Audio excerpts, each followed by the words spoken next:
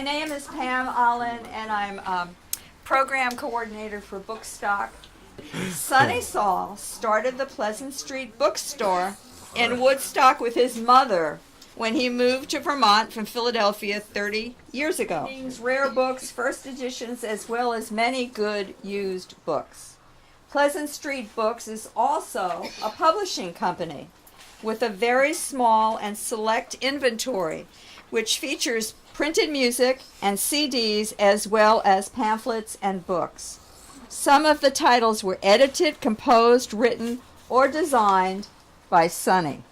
Sonny's publications, this is in addition to all of the music that he has composed. Reflection on the literary achievements of Louis Armstrong, Gilgamesh, a narrative version of the ancient tale with a historical note, the ox-herding pictures of Zen Buddhism, the temptation of Buddha, a fictional study in the history of religion and aesthetics, New Fruits from Alchemy, a psychological interpretation of number symbolism, and there are also CDs. The 7 Mantras CD is traditional mantras put to music he composed. My God. Yeah, really. Really. I mean, it's just wonderful. And before I turn it over to Sonny and friends, Bookstock is supported in part by the following organizations whose generosity has made us possible to offer Bookstock to you free without charge. The Jack and Dorothy Byrne Foundation, the Pauline Davenport Children's Fund of the Vermont Community Foundation, Mascoma Savings Bank, the Vermont Humanities Council, the Green Mountain Foundation, and the Woodstock Learning Lab. And I would like to give a special thanks tonight, as always, to WCTV, Macy Lawrence, Woodstock Community Television. Thank you, Macy. And it's all yours. Thank you so much. Thank you. Thank you. Again, thank you all for coming. Just I'll say briefly what we're going to do. We're going to play about 45 minutes or an hour, and then take a break. And at the break, be about 10 minutes. Everybody should go outside or get another drink. And then after that, I'm going to spend about 10 minutes or so talking about my book. And then we'll play another set of music.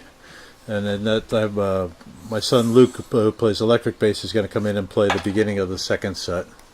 And then you'll be on your own. And everybody's also there's a restroom in the house, straight through the back door, green door, straight in the house.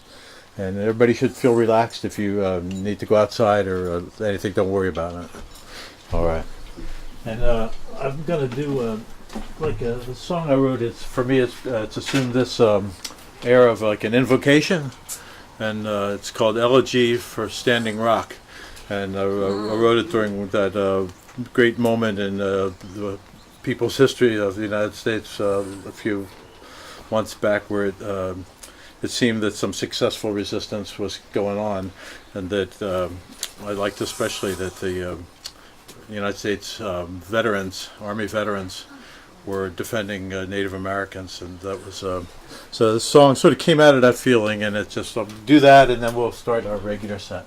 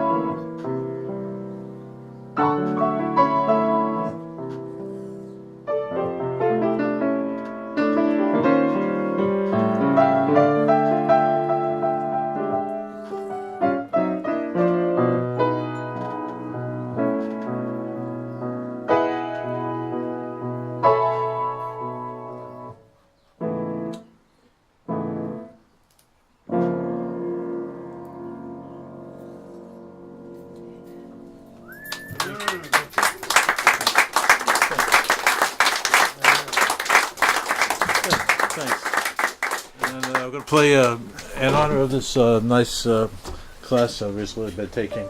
We're going to play a song by Miles Davis called Solar.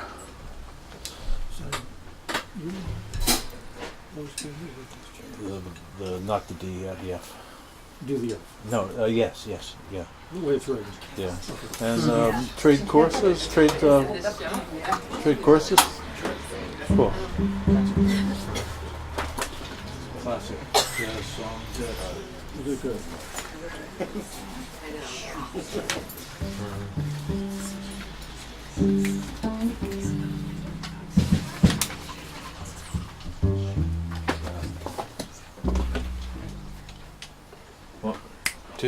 One, two, three, four.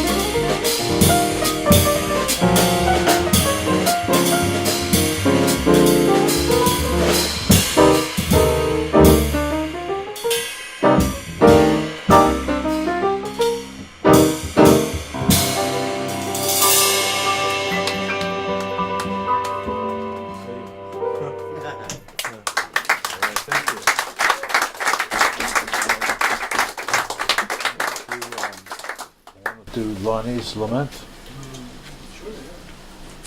that all right with you? Yeah. And that's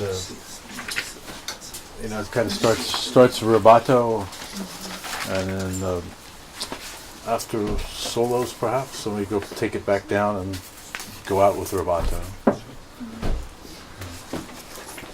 And this song was written by John Coltrane, called Lonnie's Lament, and for the guitar player Lonnie Johnson, and it has a good blues feeling, and it's from that period in Coltrane's life where he was playing ballads, not ballads I guess, but sort of stately themes that which would then be abandoned after they were stated, and there was just an improvisation would open up in a it would just take advantage of the feeling that was expressed by that melody, and we're going to try to recreate something of that.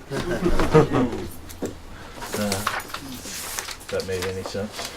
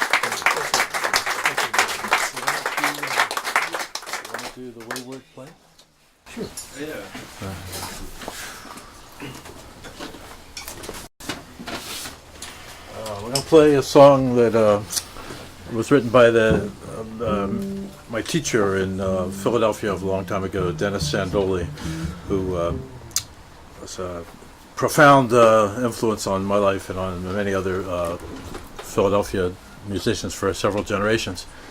Hey, all right, nice to see you. And that's about. It's called Wayward Plaint, Plaint, and it's a real word. I think it means complaint. You know, I think it's a plaintive, complaining. So. All right.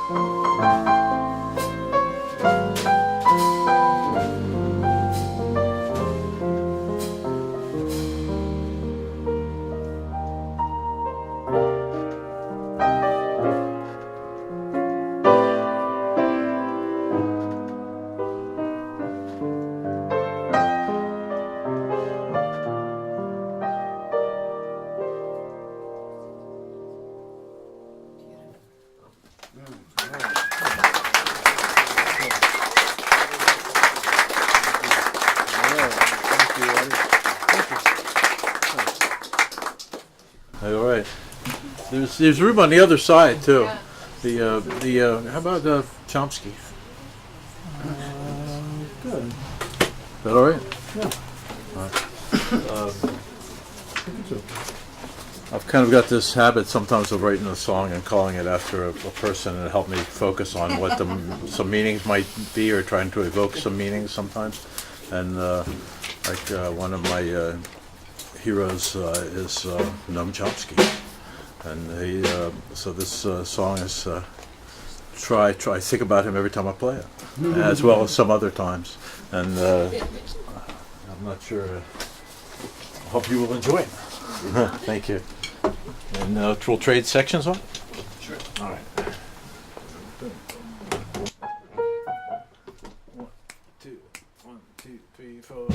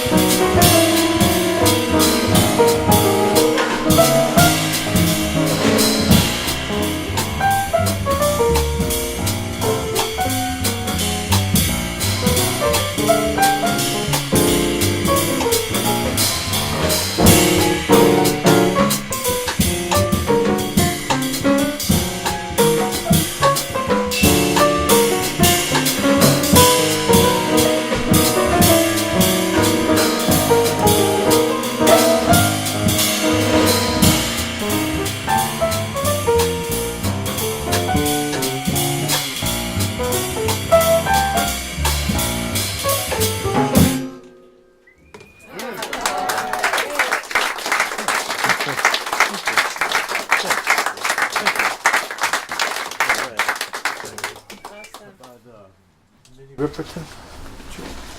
You're gonna play it by yourself? What you wrote? No, it'd be nice to have some help. Oh, you want us to come? If I have this here.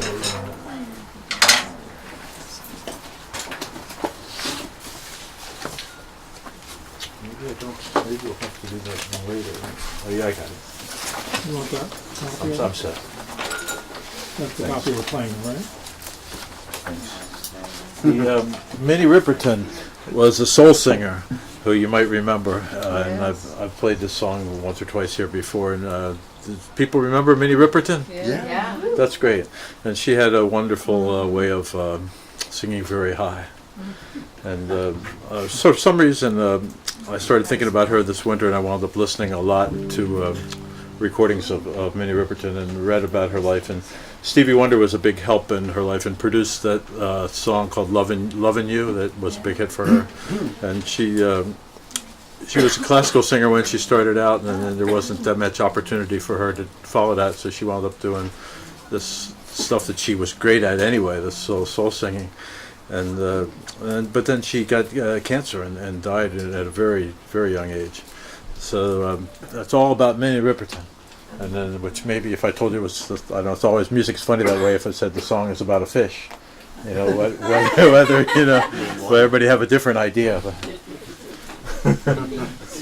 But it's not. Yeah. All right. So, 2, 1, 2.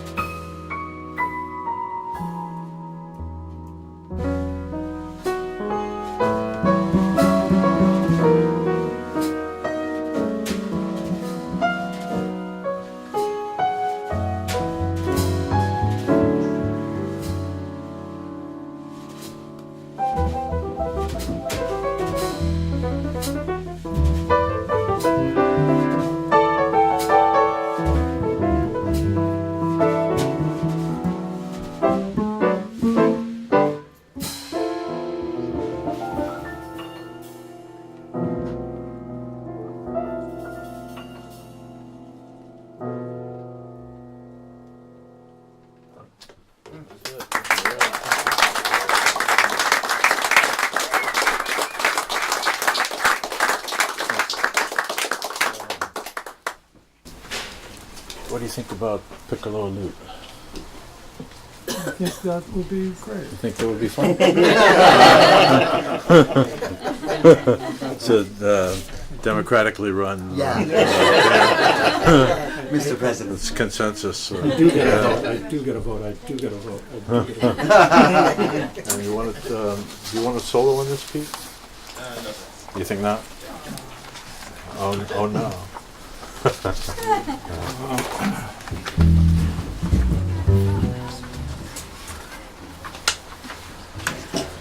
Want me to play that? No. It is that though, isn't it?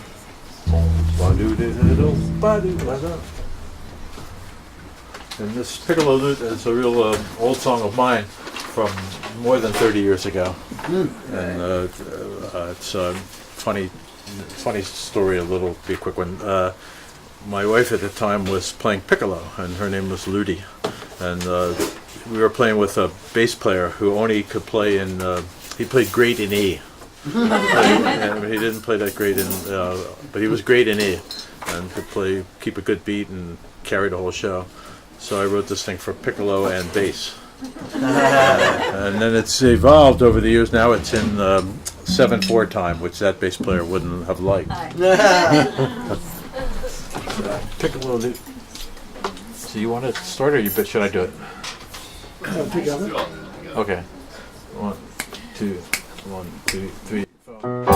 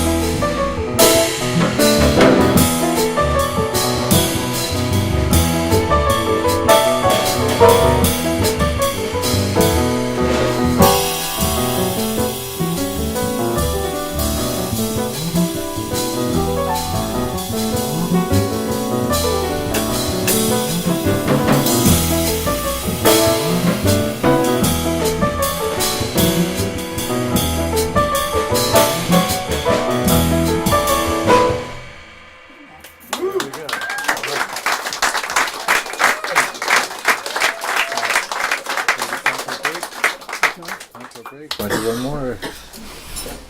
I don't know what time it is. Yeah. Well, we'll do we'll do one more and take a break. How about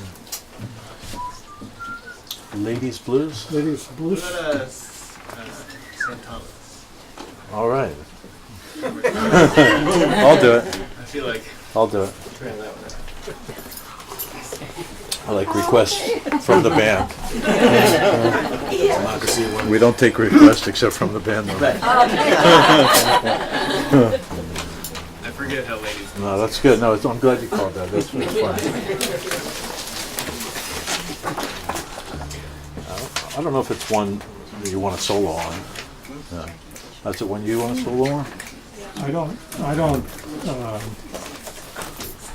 think so. Better get it back in your head. It's all up to me. Sorry to you. They called you the Renaissance man. You want to count the roll? You were doing sort of the Latin show. Yes. Yeah. You want to count? Is this sound good?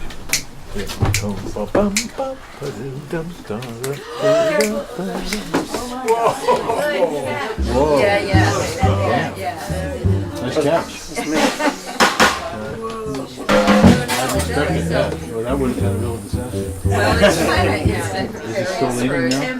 well, for like a half hour it's been doing this. No, it's just kind of, it's kind of on its own equilibrium. It's got the music is knocking it off its rocket. It'll survive. So you know. Is that my door? Yeah, that's right. 2, 1, 2, 3, 4.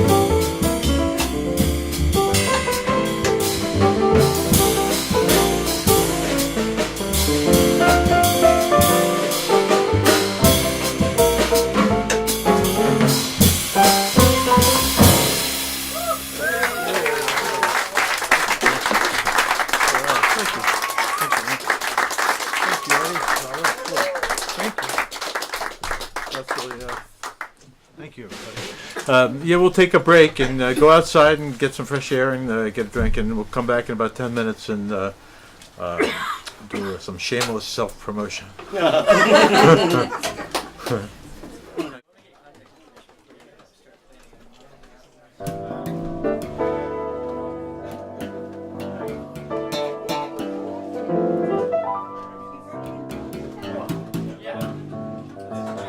Oh, I'm sorry. Wait a minute.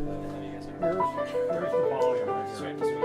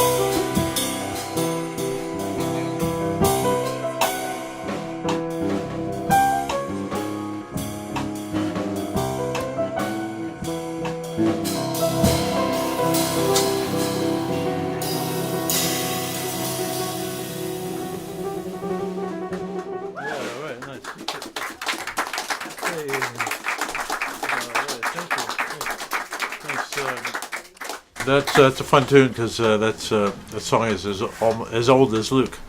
It's called "Have You Seen the Moon?" And when Luke was like about 6 months old, I asked him when he was there was a beautiful moon, and I said, "Have you seen the moon? Have you seen the moon?" And I thought maybe he'd never had seen it before, so it was kind of the first time. and it fit the phrase of that song. It's a mysterious moon kind of, So that's, and we broke the pattern of the program just to help get people back in. But I do need to do this shameless self-promotion bit, and I want to. I'll try to keep it brief, but I do want to talk a little bit about this book and a few other things about this. This book is called "The Temptation of the Buddha," and there's a couple things that inspired the book, and I think the best thing to do maybe is talk about them. And one of them is the question about aesthetic experience, like when you really dig a painting or a song, and you get transported out of your normal frame of reference, and your frame of reference becomes that thing you're looking at or listening to, and the difference between that and religious experience, and that's harder to say what that is, but maybe it's like an ideal of it is Buddha under the tree. Maybe that's our classic example maybe of religious experience, and those things have a lot in common, and it's hard to say exactly where they differ. And the book, in a way, worries about that question through all the things that happen in it, and then at the end there's something about it. Try to come to some conclusions. You can't come to a conclusion about it, but you can cover a lot of when you make a hypothesis about something or make a educated guess.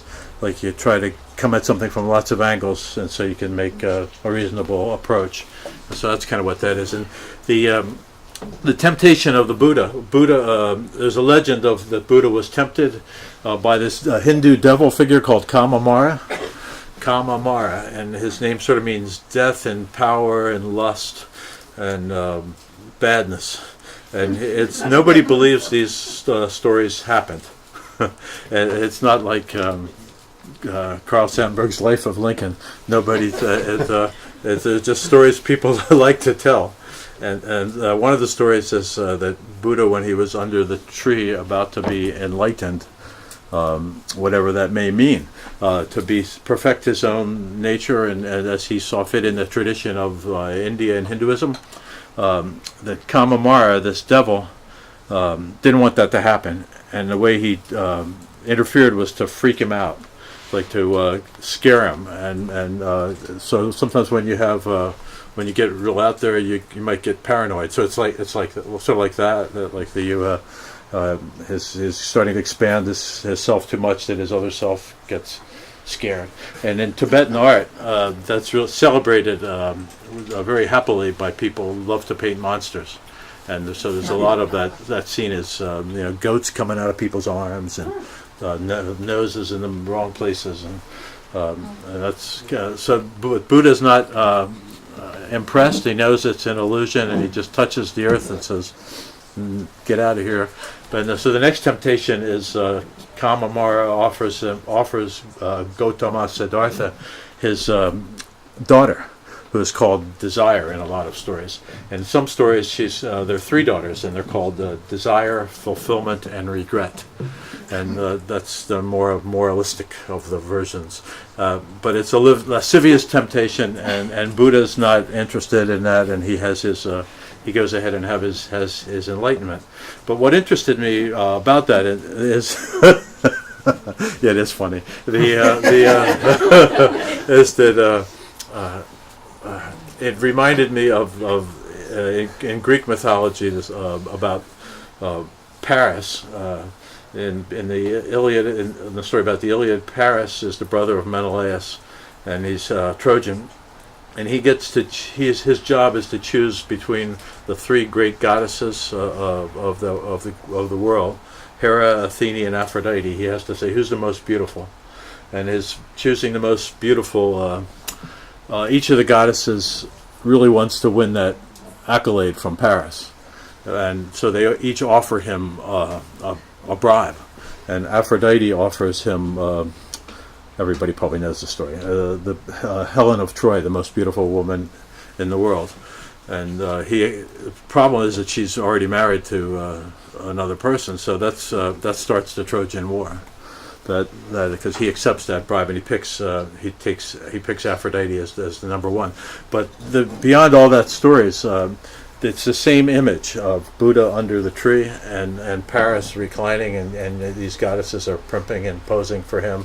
And he's like a lounge lizard or something. He's picking which one is who's my dream goddess, and so how come they're the same? What's going on? That it's the same time It's about maybe 450 BC, and my thought about this, and it's not completely original, but is that there was something being overcome in the world at that time. That there was not a cult, but a wave or a lot of people had a strong belief and recognition of goddesses, and this story of a guy who's just taking it easy and picking the three women who's like the best is sort of overcoming something. It's a little bit too strong just to come up for no reason. So, and I think it's the same image so my impression about all that is that the enslavement of women is a real deep thing that started early and as soon as civilization started, and that it's patriarchy really got a big swing in Greece, and maybe never swung as much, and India may be close, and the Middle East today is just pretty bad too, but that's what I think that these stories about Gautama being tempted under the tree, and so in my version, not liking that story, I made the three desire, fulfillment, and regret into real characters who are all good. They're all good influences on Gautama Siddhartha, as is their father Kamamara. And if it hadn't been for their influences, according to my version, which I almost believe is really what happened, is that they, if Buddha had just been enlightened, Gautama Siddhartha, this guy, if he had just been out in a field under a tree and had been enlightened, who cares? Would anybody remember, or why would, if anybody got enlightened, who would know? Why is that interesting? I don't know the answer to that. I would say there's no reason, and it wouldn't be. So I think that there was something different going on in Buddhism, where people wanted to be like Buddha, and he started in an egalitarian society of where there was no class system, and women were equal as men were, and people shared what they had in a reasonable way. So that's so my story becomes like that. I tell all the facts of Buddhism. The normal story of Buddha is all the facts are in there and all the background information. So if you don't know anything about it, it's sort of all there. And then it's I guess that's pretty much what I've got to say about it. There's a lot of pictures in it, and when I found the pictures of these they're all from Hindu sculpture, stone carvings, and they reminded me of my characters, and so I thought, well, I'm on to something, and so I kept it going. And there's a lot of quotes from other things. There's a lot of I did it in my spare time over 20 years. Yeah, I just didn't forget the project. Well, it's just maybe 2 years would go by and I didn't do anything, and then I would remember that so I'll go back to that. And so that it's like on the back burner. Yeah, slow kettle. So you did this on So, the cover. oh yeah, I did. Talk about it. All right. Yeah. There's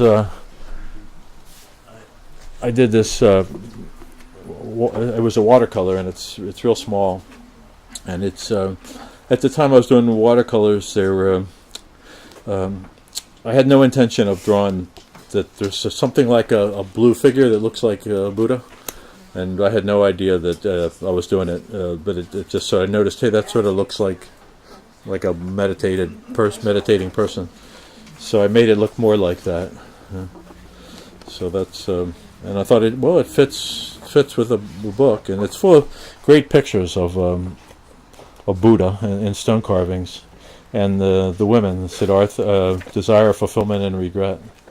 So that's all I've got to say about that. So listen, and if anybody enjoys the book, I'd really tell me about it, or they don't like it, that's even more interesting. And I'm happy to hear anybody who can get through it, because who knows? But it felt good to me. It felt like when you do something like that, you work out a lot of ideas. So where ideas, sometimes you think about something and your ideas just float around in your head and they don't get anywhere, but sometimes if you write them down, they do get somewhere, or you realize they're not going to get anywhere and you can leave them alone. So that's my story. So now we're going to get back to some music, and we're going to play A Leaks and Stream. This is a song written in 1987, before I came to Vermont. And it's one that started this thing about music with different time signatures. It started for me. You'll hear, see if you notice anything about time. All right.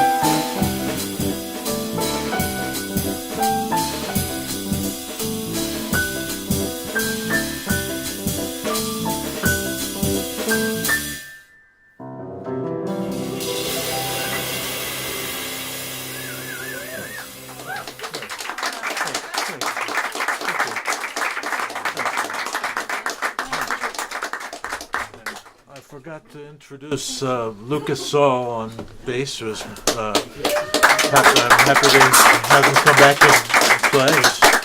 Sounds great. And Pete Michelini, who's doing a great job on drums. I forgot to introduce him in the first set as well. So thank you. And we'll do Invisible Cloak. All right, let's try it. Look over your shoulder. What's that? You need a chart for it? Sonny, how much is your book? $20. It's $20. Yes.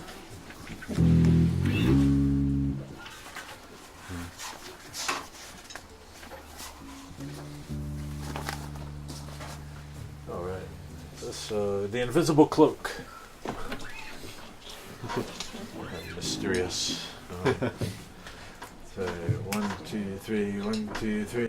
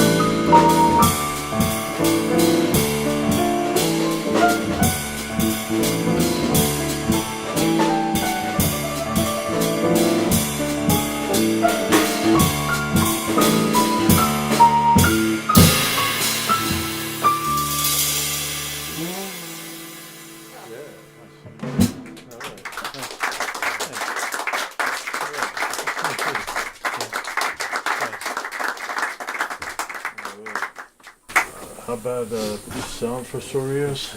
We got this group's got one more to do. Hi. You guys? Hey, all right. Good. Welcome back. Thank you. Sounds good. Get this tune. So, do you need a copy? No, just the intro. Oh, okay. Look over your shoulders. Oh, yeah. Yeah, I got one here, Luke. Oh, yes? Oh, yeah.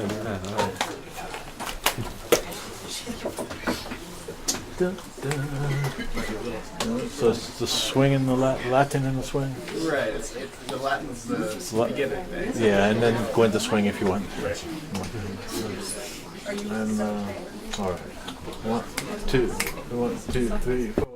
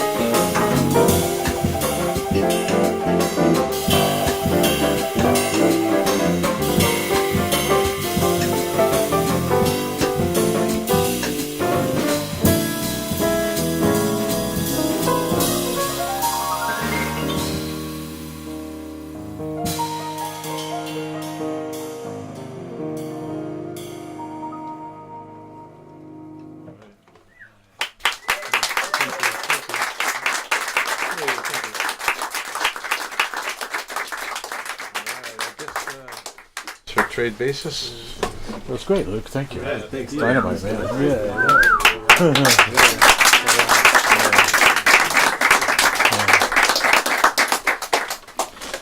So we'll do a few more, 2 or 3 more, I think. Wow. Right. Hey, Sonny. Let's see. About Maxine's eyes. Okay.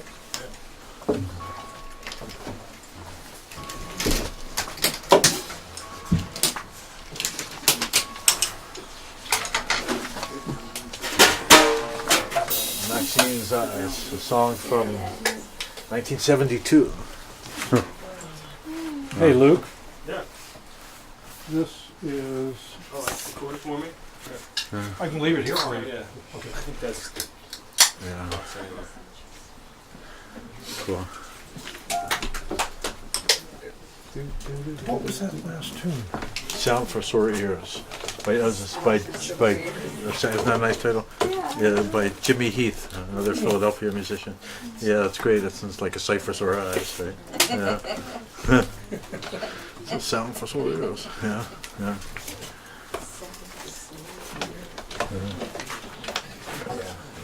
Yeah, hit title. A nice song. So Maxine's Eyes has a funny little story. While you're finding the music, I'll tell the story. I got a postcard from 2 of my best friends, and around that time, a man and a woman who were married, they went on a trip to Morocco, and they sent a postcard back to Philadelphia, and it said, the only thing it said on the postcard was from my friend David, and he said, "Damn her eyes." That was the only thing it said on the postcard. And the woman's name was Maxine, so I wound up thinking about, I was just talking about, I remembered that phrase, because I never got a postcard that really just said anything like, that said "damn her eyes." Maxine's eyes. Set? Yes. Good to go. 1, 2, 3, 4.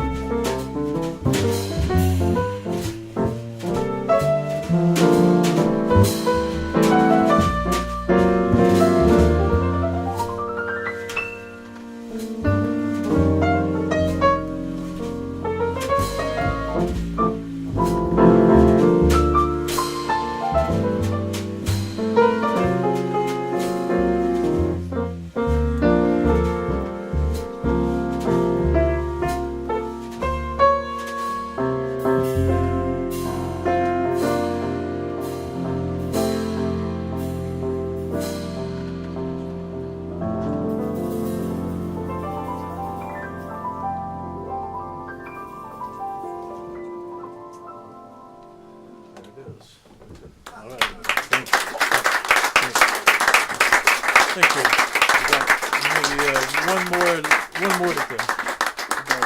Blues for my father. Yes. I'm gonna close with another one from 1970, and it was a song. It's like all these songs. If you give a song a title, it sends you back in time to what you were thinking. And this one I did when my father died. This was around 1970, or maybe he was real sick around then. But it's a nice time travel version. It's gone through some transformations. The song has, as do memories in general. And all the people playing it. Yeah. So and how about solos? Do you want to solo on the whole form? Great. That's free. A couple courses, and we can trade. We'll go back and forth, yeah. Yeah.